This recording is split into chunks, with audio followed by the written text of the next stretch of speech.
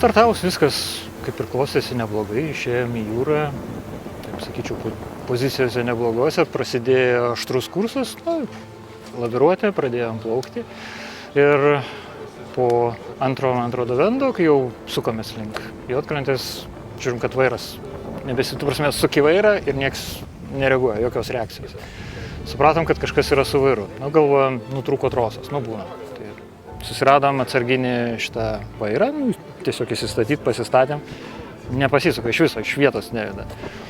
Ir tada, kai supratom, kad patys nieko nebegalim padaryti, tada dar mes per 68 kanalą per radiją bandėm išsikviesti kažką tai ir atsiliepė keli laivai. Tango vienas, man atrodo, iš pirmųjų atsiliepė ir mūsų gelbėtojai irgi. Jie buvo žymiai arčiau, tai mes tiesiog susitarėm, jie atplaukė ir mes laukiam, kol jie atvyks, o tada prasidėjo pats gelbėjimo smagumas. Plaukiam, pradėjom kovoti pavyzdžiui, laivą pažinom, pradėjom jau lygtai plaukti ir išgirdom pagalbos signalą. Paprašė jachtą stintą, paprašė pagalbos, atsiliepė Tango ir mes atsiliepėm, jachtą Valerij, sakom, Tango, sako, gali bet jie mačiau, kad jau buvo grįžę, tai jie sakė, išplauks iš tą, bet bežiūrėm, kad mes matomumo ribose, vienas jūrmylės, tai priėmėm sprendimą, kad reikia padėti žmonėm. Ir nusileidom bures, pranešėm, kad nusimam distancijos, plaukiam gelbėti.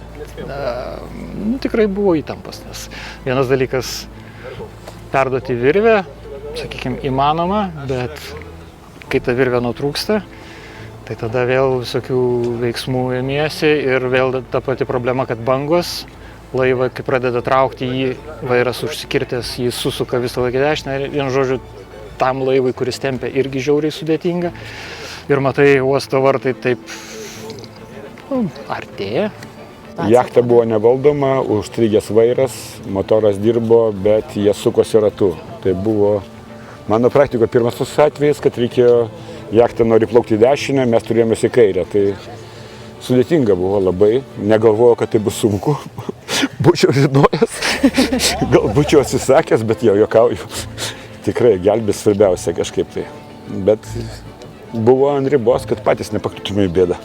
Pažiūrėjom, ką daryti, buvo keli sprendimai, ar prieiti šonu, ar ant buksyro, tada vieną buksyrą pasiėmėm, nutrūko, tada antrą buksyrą uždėjom, tas irgi pabėgo, tai vis tik galų gale ant vieno buksyro atvilkom, kažkaip tai suvaldėm. Baisiausia buvo jau čia prieš vartus, kur didelė banga ir, žinote, jūros vartai, tai yra pavojus visą laiką yra.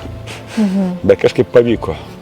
Tas turbūt pats sudėtingiausias buvo būtent įėjimas į uosto vartus per bangas, kai du laivai vienas kitą tampo, bandom ten rankom, kojom virves amortizuoti, kad jos nenutrūktų dar kartą, sušvelninti smūgį. Tai o paskui jau čia galim buvo kavą gerti.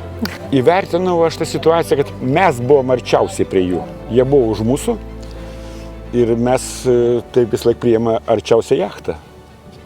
Ten, jeigu ten įvertins, galim, kiti padės. Ne, mes arčiausiai, tai mes greičiausiai galim tą pagalbą suteikti. Tai ir priėmėm tokį sprendimą. Čia turbūt nuo kiekvienos situacijos priklauso, jeigu būtų vidurio jūros, turbūt galvotum kažką kitą daryti čia, kai netoli krantas ir dar yra aplinkui laivų, tai matyt kitokia situacija, bet, svarbiausia, turbūt nepasimesti ir galvoti iš tikrųjų, ką daryti, kaip susitvarkyti, ar tu gali susitvarkyti ar ne. Jeigu matai, kad ne, tada bandai susisiekti su kažkokios pagalbos, paieškoti aplinkui. Vienas dalykas didelės bangos ir kitas dalykas uosto vartai yra akmenys. Ta prasme, ten yra sudėtos apsaugos, kad bangas sudaužytų, sakykime taip, kad jų dingtų jėga. Ir kai tu turi pilną valdymą, yra sudėtinga, bet kai tu esi taip beveik nevaldomas, sakykime, netgi ir sakau, tempiantysis laivas, jisai turėjo pakankamai daug galvoti, kaip mūsų abudu įvežti. Taip, kad čia yra pats tas sudėtingiausias dalykas. Taip, kad sakau, šiandien mums labai pasisekė, kad turėjom tokius gerus, kaip sakoma, draugus. Tai mes su jais draugai nuo senų laikų ir šiaip tai jie pirmieji atsiliepė labai.